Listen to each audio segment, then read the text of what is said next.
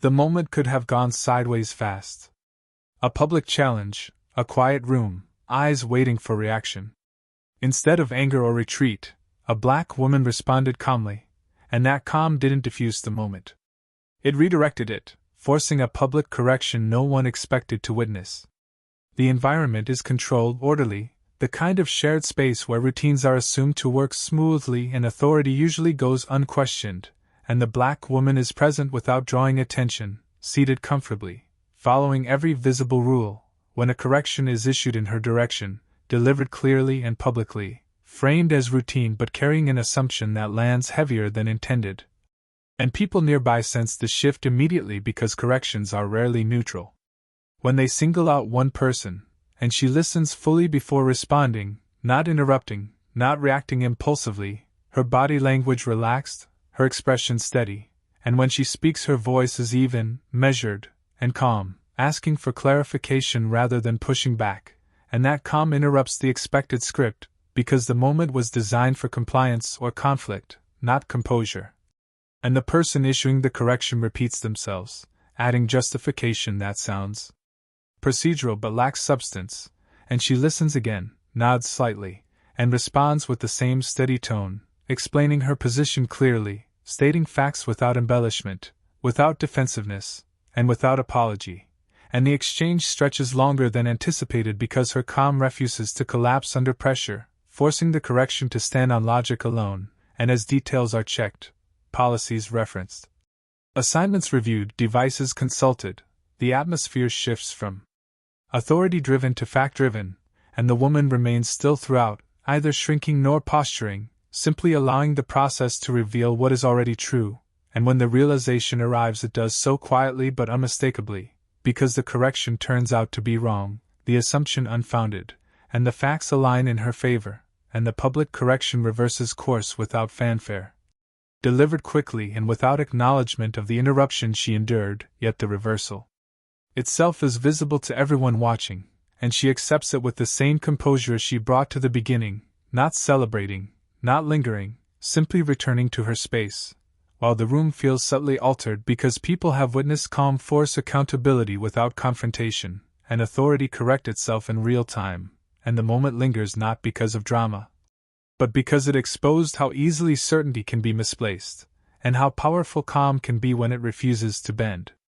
What gives this moment its weight is not just the outcome, but the restraint it required, because calm in situations like this is rarely accidental, especially for black women who are often aware that tone will be scrutinized as closely as content, and her response was deliberate, shaped by an understanding that emotion can be misread while composure demands engagement, and the correction she faced was not overtly hostile.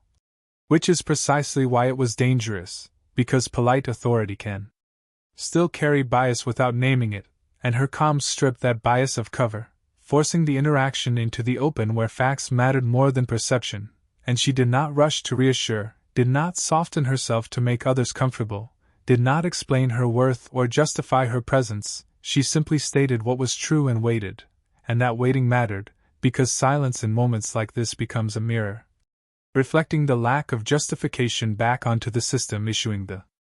correction. And when that system realized its error, the absence of apology revealed discomfort rather than resolution, yet even without acknowledgement the correction landed, and for those watching, the lesson was unmistakable, because they saw that calm is not weakness but control, that authority can be questioned without aggression, and that dignity does not require performance, and for the woman, the moment reinforces something deeper than vindication, it reinforces self-trust, the knowledge